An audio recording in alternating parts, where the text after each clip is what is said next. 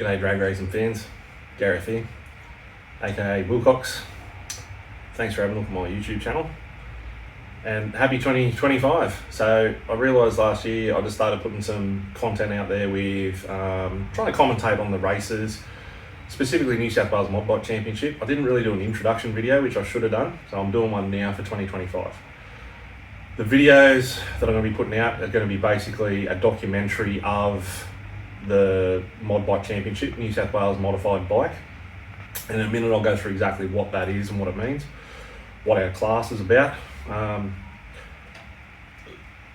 We're also going to run a couple of bike nights. So that'll be the next video I'll put out, will be a bike night. I'm going to do another bike night later in the year. I'm going to race the 2200 championships. 2200 is the postcode of Newcastle, New South Wales, and they run an 8th mile championship, so I'm going to do that one as well. So 8 rounds of modified bike, 3 rounds in the 2200 championship, and I'll also go to Queensland to do a national round at the Winter Nats.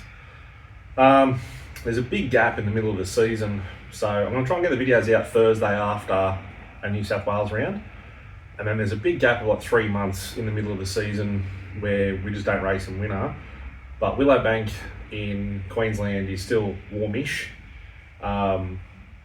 so it's cold, but it's not as cold as down south, so we should go to that one too.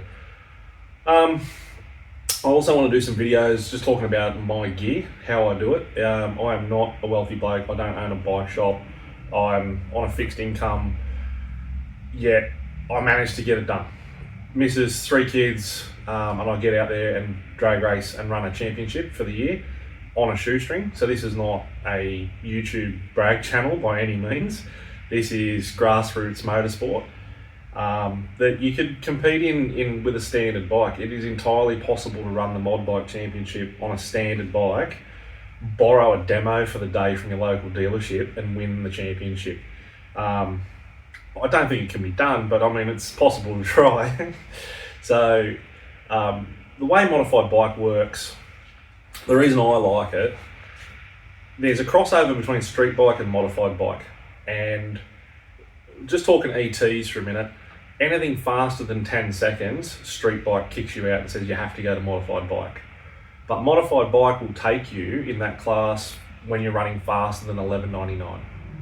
So there's a 2-second crossover, which in drag racing is huge. That's enormous, to 2-second crossover. So there's a variety of machines, you know, stuff like I run, the ZX14 with a big swing arm, to standard bikes with number plates on it, to bikes with slider clutches that need to be towed back. There's a massive variety of machinery in the category. So that makes it interesting. You get seeded on your qualifying, on your reaction time. Now that dictates who you get in the first round. Once you're through the first round, it's whoever's got the fastest ET, the fastest dial-in. It is a dial-in class of racing. So whoever's got the fastest dial-in, they get lane choice. And that's all they get out of it, is lane choice. The championship's held at Sydney Dragway, which, as a motorcycle, you've really got 4 lanes to choose from, because, you know, is the left or the right wheel track going to be holding more traction? So it's not a massive deficit. So there's no real need to go chasing big power and spend stupid money to go faster, because you've got really 4 lanes that you can choose from. You know, make it 6 if you're happy to sit in the middle. So that's modified bike. The 2200 and the Winter Nats, I've never been to them before. So you guys will see it at the same time that I see it. Everything I notice about it, I'll do it. So feel free to live vicariously through me. If you're thinking about having a go next season, it's been a massive help to me, this sport. Absolutely love it. I've been riding bikes for a long time. We'll say 20 years. Everyone just says 20 years, don't they? You don't want to go past that. Once you start talking bigger numbers than that, you start realising how old you are. So we'll say 20 years, not 30 or 40. But drag racing is, to me, it's a lot like either, you know, pro bull riding / poker.